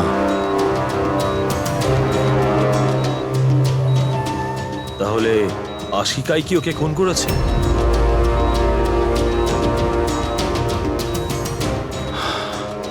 আশিকা সোনালীকে চিনত, আর এই আশিকাই বকুল আর সোনালীকে খুন করেছিল। ও নিজেই এই খুনের ষড়যন্ত্রটা রচনা করেছিল। আশিকা চালচলন কিছুদিন ধরেই খুব অদ্ভুত লাগছিল। এই কথাটা আমি বকুলকে বলেছিলাম। কি হয়েছে স্যার? কিছুই হয়নি নিতিন, শুধু এটাই বলার ছিল টুথ সিরাম অ্যাপ্লাই করলে মানুষ শুধু এটুকুই উত্তর দেয় যতটুকু তাকে প্রশ্ন করা হয়, এর থেকে বেশি কিছু বলে না। ব্যাপারটা হলো মানুষের ব্রেন নিজের মেমোরি শেয়ার করে কিন্তু ওপিনিয়ন দেয় না, যেটা তুমি দিয়েছো। এখন সব কথাগুলো সত্যি সত্যি বলে দে, নাহলে তোকে আসল সিরামটা দিতে হবে। আসল সত্যিটা মানে আমরা যে ইঞ্জেকশনটা দিয়েছিলাম ওটা আসল ট্রুথ সিরাম ছিল না, ওটা গ্লুকোজ ইঞ্জেকশন ছিল। হোয়াট? তোমাকে আমরা আগেই সন্দেহ করেছিলাম, কিন্তু চেয়েছিলাম সব সত্যিটা তুমি নিজের মুখেই স্বীকার করো। নিতিন, সবকিছু তুমি খুব চতুর ভাবে দিয়েছো, কিন্তু মেয়েটার গলায় যে হলুদ রং লেগেছিল না, সেটাই তোমাকে ধরিয়ে দিয়েছে। সেই হলুদ যেটা বিয়ের সময় তোমার হাতে লেগেছিল। এই যে হলুদ রঙের পার্টিকেলস গুলো দেখতে পাচ্ছ, এইগুলো আসলে হলুদ, আর এই হলুদের সঙ্গে আটা আর তেল মেশানো হয়েছিল। আটা, তেল আর হলুদ। মুখে কোনো হলুদ নেই, শুধু এইখানে, এই গলার কাছে। কোথা থেকে আসতে পারে এই হলুদ? স্যার শিয়া বলছিল যে ওরা খান্ডালা গেছিল বিয়ের জন্য, আর ওখানে গায়ে হলুদের অনুষ্ঠানে যুক্ত হয়েছিল।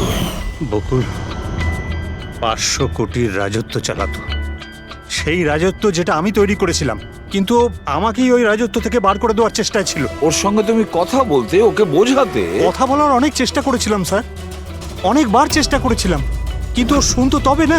ভাই ছিল আমারও, আমি কখনো মারতে চাইনি ওকে, কিন্তু পুরো রাজত্বটা নিজের নামে করতে চাইছিল। সেজন্য আমি একটা প্ল্যান করলাম। কি প্ল্যান করেছিলে? বকুল আর আশিকার প্রায় প্রতিদিনই ঝগড়াঝাটি হতো। ও আশিকাকে ছেড়ে দিতে চাইছিল। আমি সোনালীকে টাকার লোভ দেখালাম, আর ওকে বললাম যে বকুলের সাথে মিথ্যে ভালোবাসার নাটক করে যাক। আর একদিন সময় হলে ওকে বিয়েও করে নিক।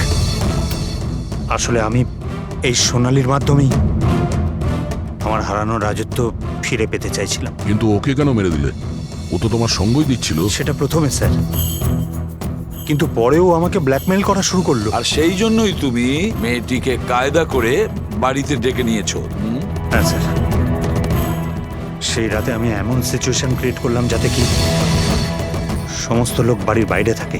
আমিও ওয়াইফকে নিয়ে খান্ডালা চলে গেলাম, আর যেই আমার ওয়াইফ ওষুধ খেয়ে শুয়ে পড়লো, আমি সঙ্গে সঙ্গে ট্যাক্সি নিয়ে এখানে চলে এলাম, আর আমনকেও ডেকে নিলাম। সোনালীর ঘরে পৌঁছতেই, দেখো সোনালী, আমার কথাটা বোঝার চেষ্টা করো। যদি এই মাঝপথে তুমি আমার সঙ্গটা ছেড়ে দাও, তো আমার পুরো প্ল্যানটা বানচাল হয়ে যাবে। হয়ে যাক তোমার সব প্ল্যান বানচাল, আমার কিচ্ছু যায় আসে না তাতে। আর এমনিতেও ওই বকুলের প্রতি আমার কোনো ইন্টারেস্ট নেই। আমি ওকে ভালোবাসি না, আর ওকে বিয়েও করতে চাই না।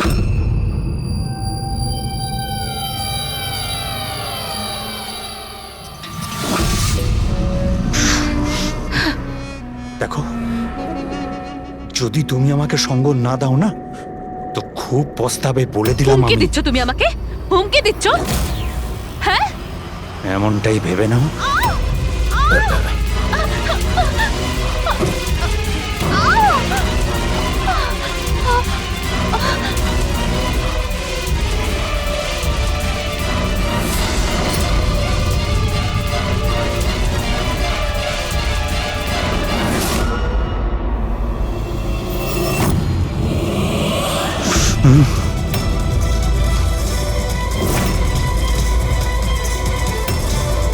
দাদা, বকুল, এটা কি করলে তুমি? না না, এই সোনালী আমাকে ফাঁসানোর চেষ্টা করছে। আমি পুলিশকে ফোন করব, আমি এক্ষুনি ফোন করছি। বকুল!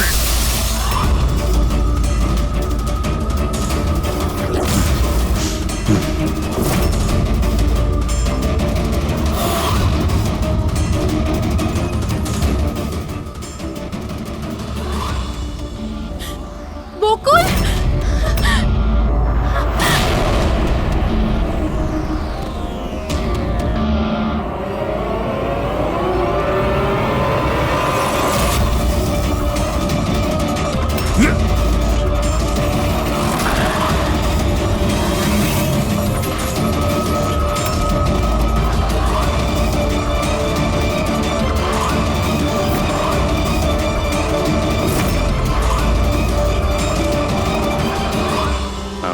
ওকে ফোনে প্রথমেই বলে দিয়েছিলাম সোনালির লাশটা একেবারে সরিয়ে ফেলতে, আর ও একেবারে সেই কাজটাই করেছিল। টাকার লোভে পড়ে তুমি এতটাই অন্ধ হয়েছিলে যে নিজের সম্পর্কটাই ভুলে গিয়েছিলে, নিজের ভাইয়ের প্রাণটা নিয়ে নিয়েছো, আর তার উপরেও নিজের সঙ্গী মেয়েটিকেও খুন করলে তুমি। আইন তোমাকে কোনোদিন ক্ষমা করবে না, কঠোরতম শাস্তি হবে তোমার, হয়তো ফাঁসি।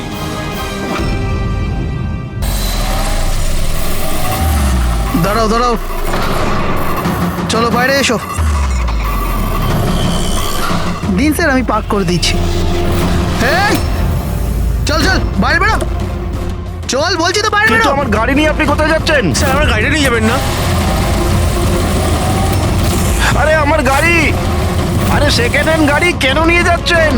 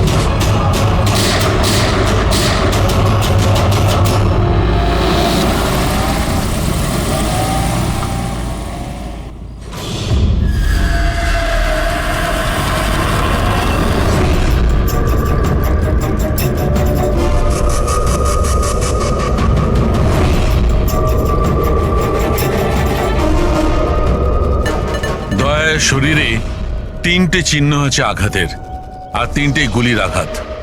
বাকি শরীরের কোথাও কোনো আঘাতের চিহ্ন নেই। গুলির দাগ?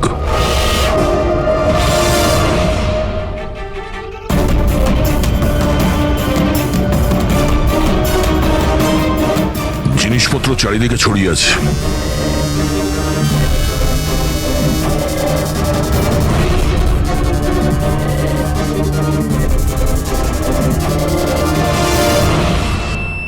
জায়গাটার পরিস্থিতি দেখে মনে হচ্ছে ওদের মধ্যে হাতাহাতি হয়েছিল খুব। চোর গাড়ি চুরি করবে বলে গ্যারেজে ঢুকেছিল, মনীশবাবু দেখে ফেলে, আটকাবার চেষ্টা করেছিল, তারপরে হাতাহাতি হয়। আর হাতাহাতির মধ্যে যেই কার চোর সুযোগ পেয়েছে অমনি মনোজবাবুকে গুলি করে দিয়েছে, আর কার নিয়ে পালিয়ে গেছে। স্যার, স্যার এর বুলেটটা দেখুন, লেজার বা ওয়াটার গানের। জানতে হবে এটা কি ধরনের কার চোর যে এত হাই এন্ড গান ইউজ করে। তাও আবার সেকেন্ড হ্যান্ড গাড়ি চুরি করার জন্য। হ্যাঁ, যে এত দামি গাড়ি ছেড়ে এই সেকেন্ড হ্যান্ড গাড়ি চুরি করে পালিয়ে গেছে। ডক্টর সালুকে, মনে হচ্ছে এখানে হাতাহাতি তো হয়েছিল, তাহলে কিছু না কিছু প্রমাণ নিশ্চয়ই পাওয়া যাবে যার থেকে ওই কার চোর সম্পর্কে জানা যাবে। তুমি ঠিক বলেছো দয়া। আমি একটা কাজ করি, আমি এই পুরো জায়গাটা ভালো করে চেক করি। দেখুন, যা হয়েছে সেটা তো পাল্টানো যাবে না, কিন্তু আপনার সাহায্য ছাড়া ওকে ধরা যাবে না। সাহস রাখুন। ওই গাড়িতে কিছু দামি জিনিস ছিল? না, কোনো দামি জিনিস কিছুই ছিল না। ওই গাড়িটা তো মনোজ 2 দিন আগে কিনে এনেছিল। কোথা থেকে কিনেছিল ওই গাড়ি? ভিকার বাজার থেকে, আর ও একবারই চালিয়েছিল ওই গাড়িটা। পঙ্কজ, ট্রাফিক পুলিশ আর কন্ট্রোল রুমকে ফোন করো। এই গাড়িটা যেখানেই দেখতে পাক সঙ্গে সঙ্গে যেন আমাদের ইনফর্ম করে, ঠিক আছে? আর পূরবী, আমাদের রেকর্ড দেখে জানো যে এই ধরনের মর্ডার্স অপারেন্ডি করার মতো কারচোর কে আছে। আর হ্যাঁ, এখানে যত লোকাল কারচোর আছে সবার ব্যাপারে জানো। স্যার,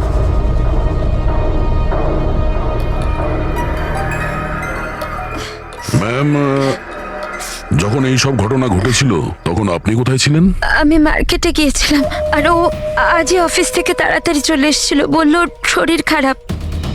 আর যখন আপনি ফিরে এলেন তখন বাড়িতে আপনার কিছু অদ্ভুত মনে হয়েছিল? না, তেমন কিছুই নয়।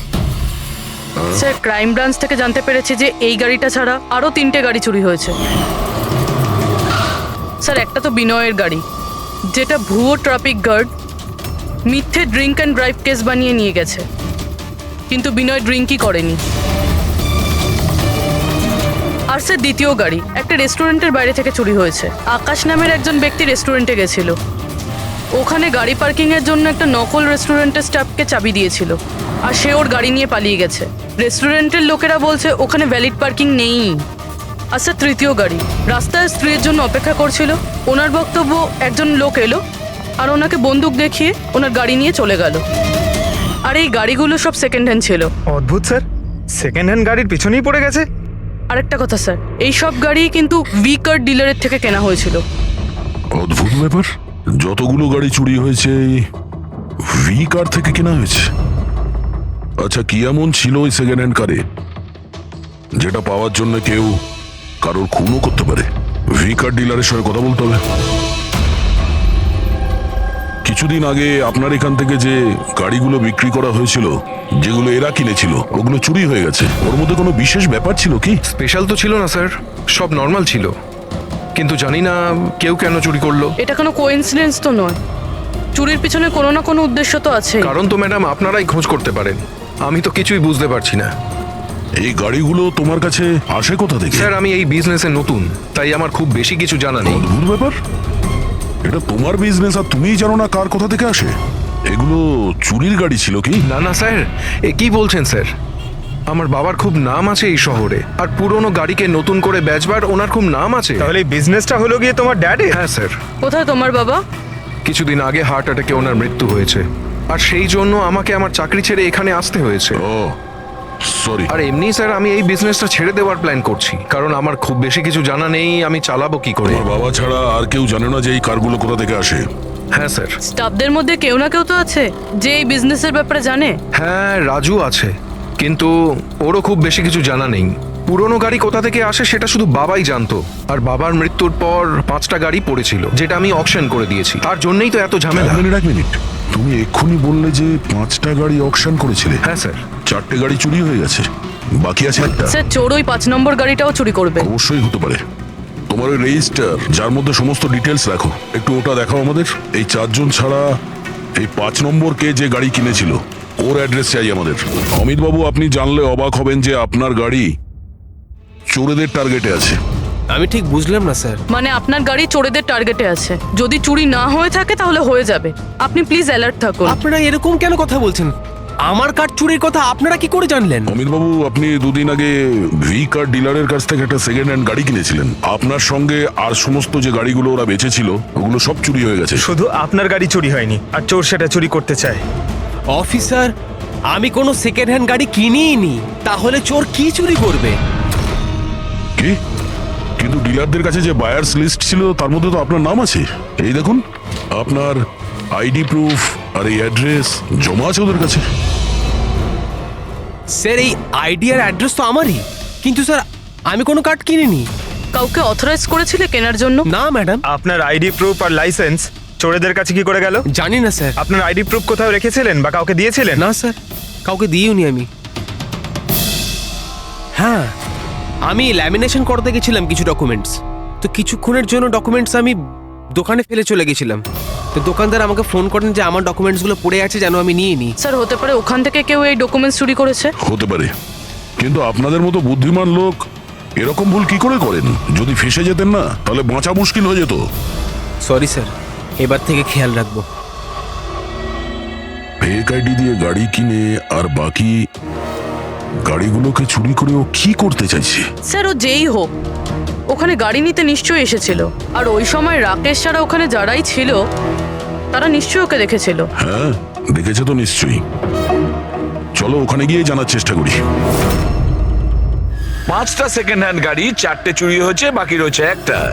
সেটাও কেউ কিনেছে কিন্তু জানা যাচ্ছে না। বড়ই অদ্ভুত ব্যাপার না? স্যার এই 5 নম্বর গাড়ি কেনার জন্য আইডি প্রুফ, অ্যাড্রেস প্রুফ সমস্ত কিছু নকল ব্যবহার করা হয়েছিল। স্যার ফেক আইডেন্টিটি দিয়ে গাড়ি কেনার কি কারণ হতে পারে? কারণ তো অনেক কিছুই হতে পারে পুরবি, কিন্তু আমাদের এর আসল কারণটা খুঁজে বের করতে হবে, আর সেই জন্য ভি কার বাজারের সমস্ত ইতিহাস ঘাঁটতে হবে।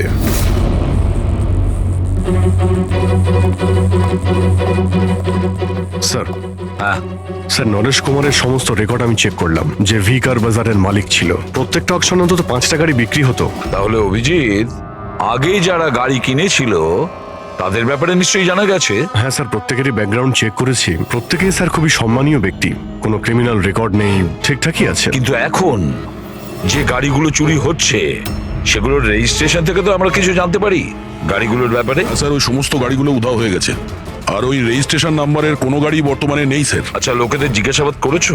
হ্যাঁ স্যার, জিজ্ঞাসা করেছি, কিন্তু স্যার ওনারা জানেন না যে গাড়িগুলো কোথায় হারিয়ে গেল। তাহলে আমরা খোঁজ নেব ওই গাড়িগুলো কারা চুরি করছে, যেটা পাওয়ার জন্য একটা খুন পর্যন্ত হয়ে গেল। হ্যাঁ সালুকে বলো। আচ্ছা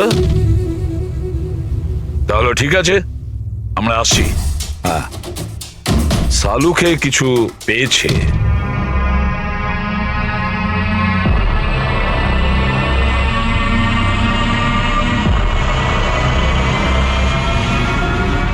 হ্যাঁ সালুকে বলো। বস, ক্রাইম স্পটে আমি এই পাতাটা পেয়েছি, যেটা একটা বাওবা ট্রি এর। বাওবা ট্রি? ওখানে আশেপাশে তো কোনো বাওবাব গাছ ছিল না। পাতাটা বাইরে থেকে এসেছে। স্যার হতে পারে এই পাতা খুনির জামায় লেগেছিল। হতে পারে। স্যার এই পাতার সাথে সাথে আরো একটা প্রমাণ পাওয়া গেছে, এই পোকাটা। এটাকে রাইনো বিটল বলে, আর এটা শুধু জঙ্গলে পাওয়া যায়। জঙ্গলের গাছের ব্রাঞ্চেস, স্টেমস আর ঘাসের স্তূপের মধ্যে পাওয়া যায়। এটাও হয়তো বাইরে থেকেই এসেছিল, হয়তো খুনির জুতো বা ড্রেসের মধ্যে লেগে।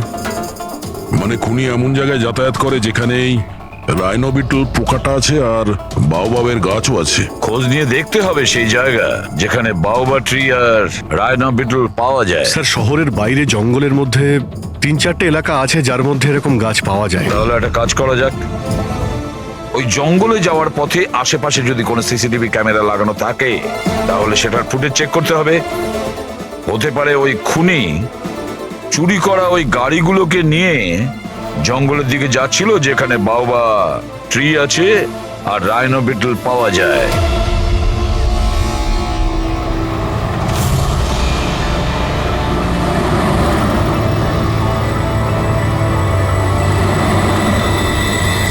এই হলো সেই জঙ্গলের এলাকা যেখানে ওই ধরনের গাছ পাওয়া যায়। পঙ্কজ, এই এলাকায় যতগুলো সিসিটিভি ক্যামেরা আছে ওদের সবার ফুটেজ চেক করো।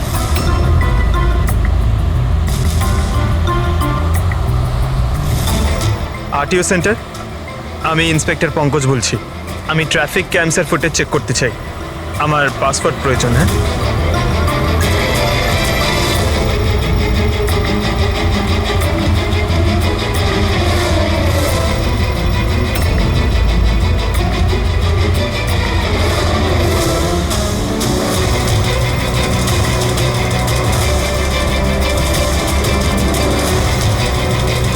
গাড়ি তো আসছে।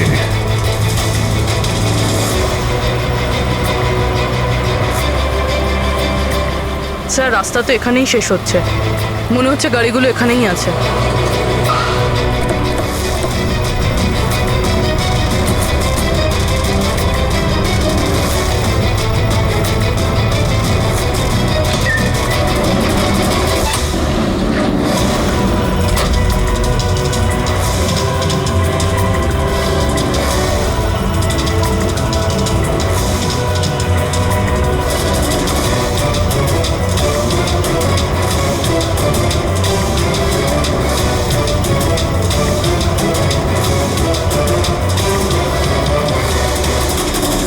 জঙ্গলের মাঝখানে এইরকম জায়গা বানিয়েছে।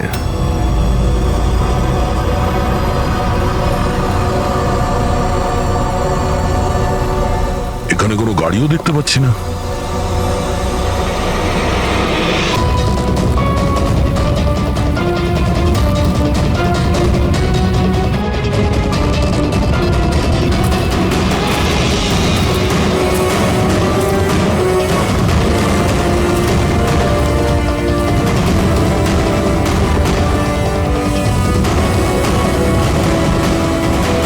যাওয়া আসার তো এই একটাই রাস্তা, আর তো কিছু দেখতে পাচ্ছি না। কিছুই বুঝতে পারছি না। স্যার গাড়ি কেন? টায়ারের চিহ্নও পাইনি। নেই স্যার। তাহলে গাড়িগুলো গেল কোথায়? উধাও হয়ে গেল নাকি?